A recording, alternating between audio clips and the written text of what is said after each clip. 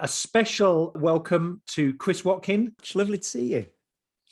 The author of the book that we've been going through over the last 10 weeks. Chris knows that everyone has read the book in detail. We've all read it. We've all had 5 hours worth of discussion on the book. So really, this is a kind of consolidation. Chris, before we kind of open up for questions, did you want to say anything in particular as we start? I'm here for you guys. You set the agenda. I want to try and do my best to serve and bless you. So ask away and I'll go for it. How important in all of our thinking and practice is that idea that God is relational and has made relational beings? And the second question is tracking back to Augustine. City of God was not the only thing he did. I mean, he was a remarkable overachiever, really, wasn't he, in many ways? What are the instincts which shaped Augustine that allowed him to write a book like The City of God? What did he bring together? What did he bring to the table?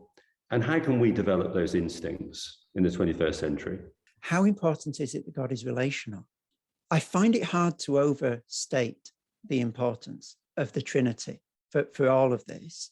And I take the point that was made earlier that there's been a toing and froing recently about to what extent the Trinity is a pattern for this, that, or the other.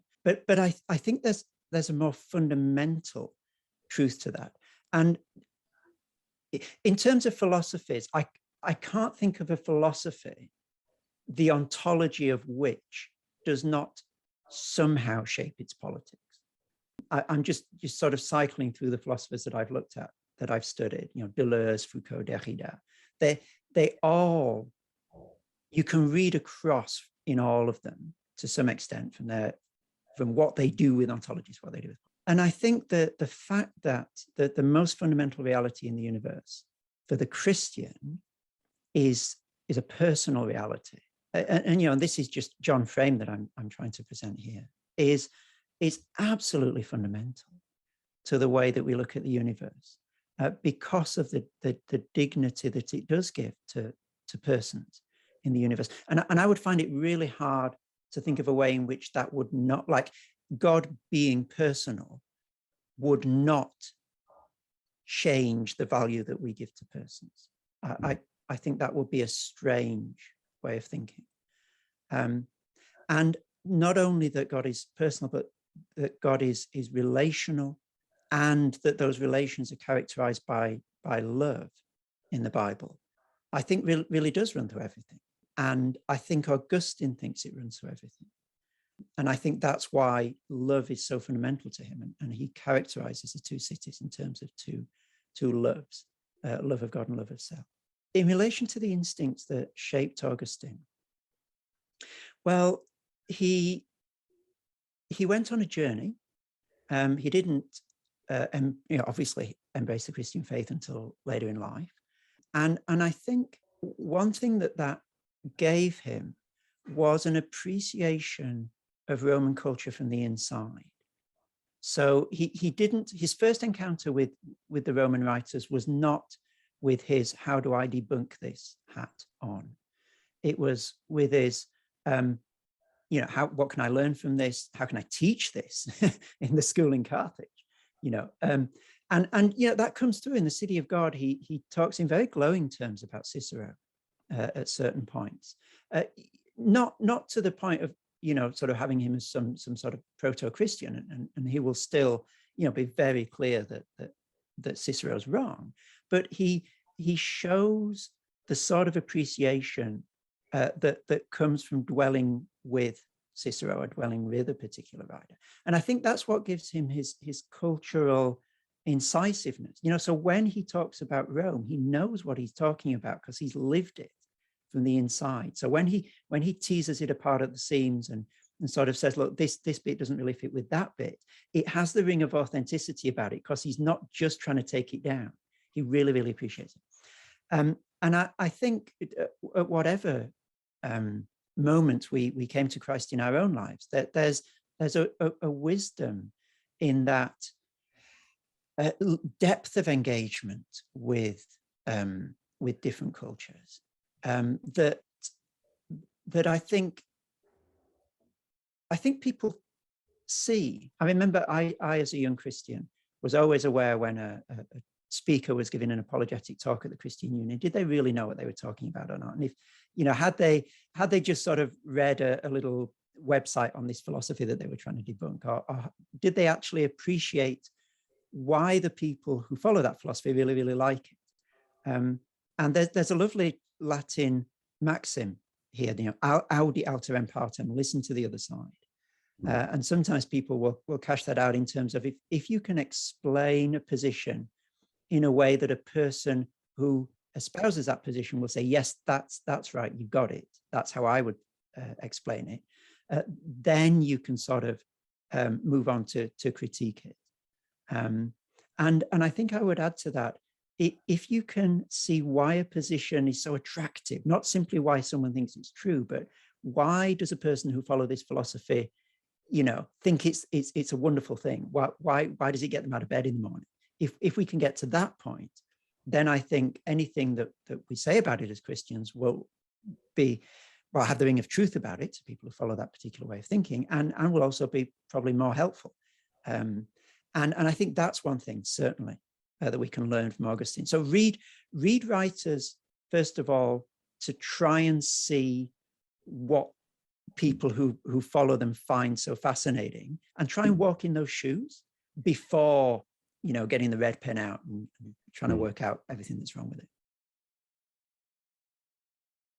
I would very strongly, I think, want to sort of tailor any particular reading list to the individual circumstances of whoever it was that was asking.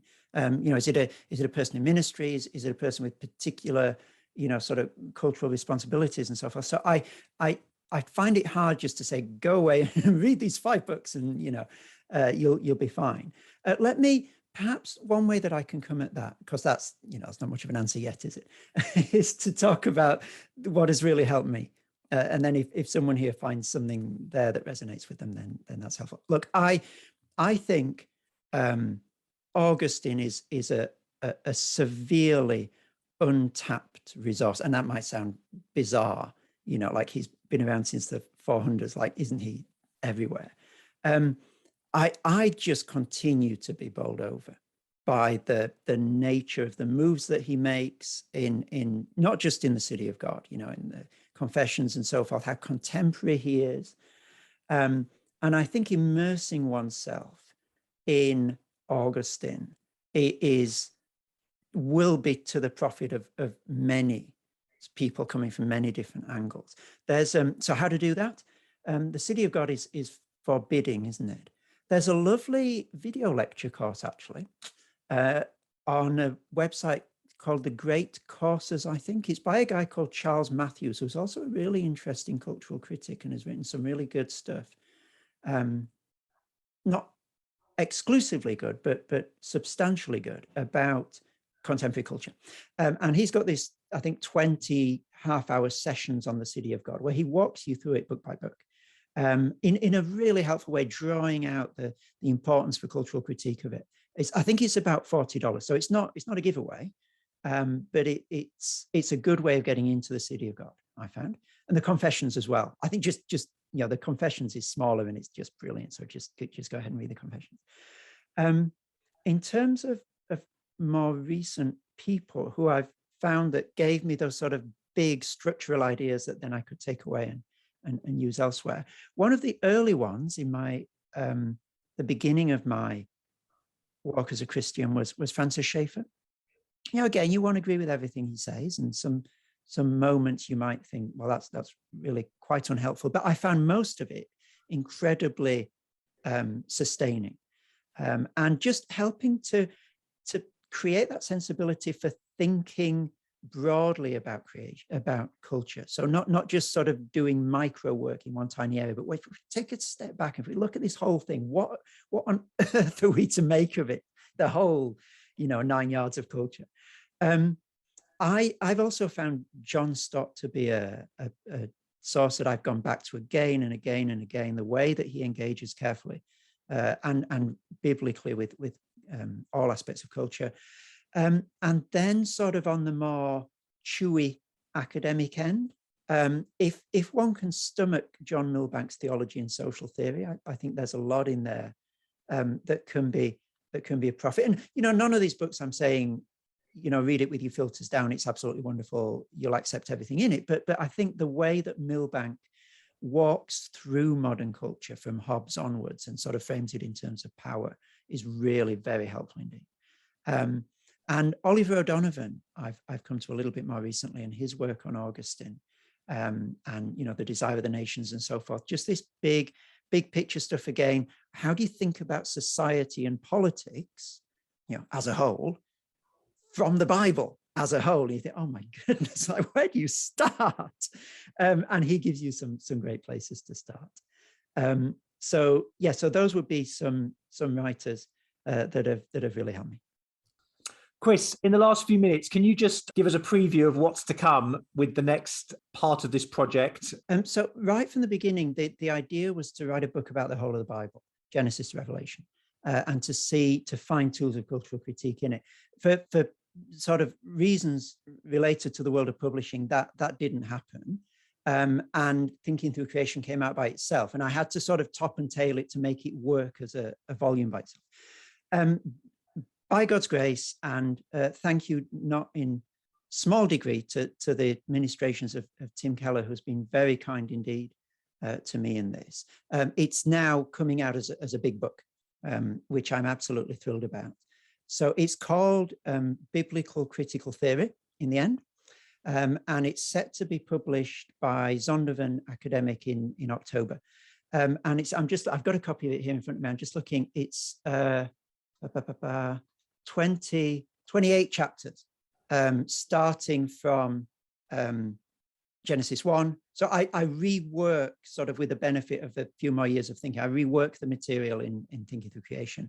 And then, we do fall. I don't just do the biblical narrative, so to speak. I thought that it was important to have a chapter, for example, on the wisdom literature.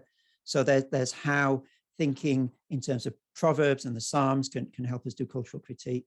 And then there's incarnation, ministry of Jesus, chapter on the cross, chapter on the resurrection, a couple of chapters on eschatology. So what I'm trying to do is take inspiration from the second half of the City of God. And because I'm just blown away by what Augustine does with culture, with late Roman culture, just the dexterity, the gentleness, but also the incisiveness with which he treats it. To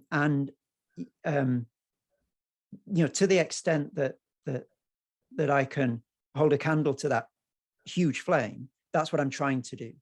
And I think that, the power, to use that term again, of the biblical witness is in the whole storyline, isn't it? It's hard to extract, and very easy to be heretical, extracting one moment of the biblical storyline and funneling everything through creation or funneling everything through the fall. And that is a perennial temptation of engagements with culture, I think. And so it was very much the idea that, no, we've got to take into account the whole of what the Bible says if we want to have a full-orbed Christian engagement with culture. So that's what the book is doing.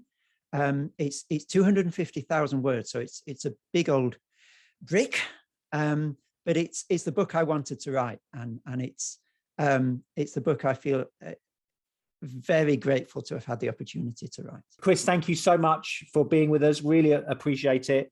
Thank you to everyone for taking part in this Crosslands Forum reading group, and spread the word. And again, just look out for other things that we'll be doing. Thanks, everyone.